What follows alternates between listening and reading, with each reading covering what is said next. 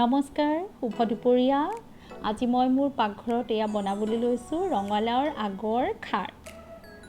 তাৰ কাৰণে মই লৈছোঁ এটা পিঁয়াজ, অলপমান আদা আৰু অলপমান কেইফুটামান নহৰু।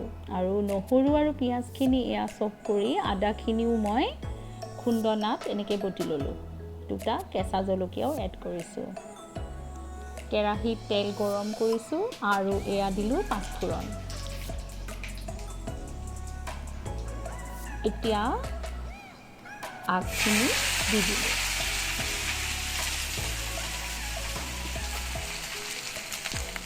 আৰু এয়া লৰাই মেলি নহৰু আৰু পিঁয়াজৰ পেষ্টখিনি দি দিলোঁ। আপোনালোকে তেলতো দিব পাৰে, মই এনেকৈ দিলে ফ্লেভাৰটো ভাল আহে কাৰণে এনেকৈ দিলোঁ। এতিয়া কিছু সময় ফ্ৰাই কৰি নিমখ দিলোঁ, সোৱাদ অনুসৰি, আৰু ঢাকনি লগাই ফ্লেমটো অলপ কমাই পেলাই সিজিবলৈ দিলোঁ। দেখিছেনে অলপমান সিজি আহিছে।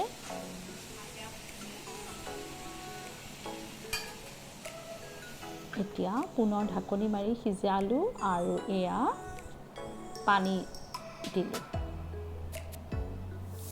পানী দি পুনৰ অলপ বইল হ'বলৈ দিম। তাৰপিছত এয়া কলা খাৰ এড কৰিলোঁ। বেকিং ছ'ডা নহয়, একেবাৰে ঘৰত বনোৱা কলা খাৰ।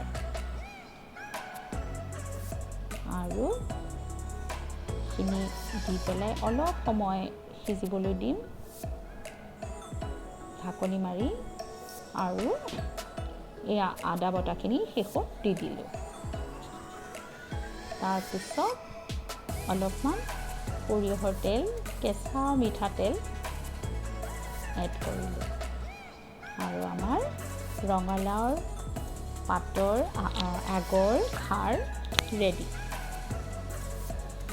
এনেকৈ আপোনালোকেও বনাই চাবচোন, খুবেই হেল্ডি, খুবেই টেষ্টি।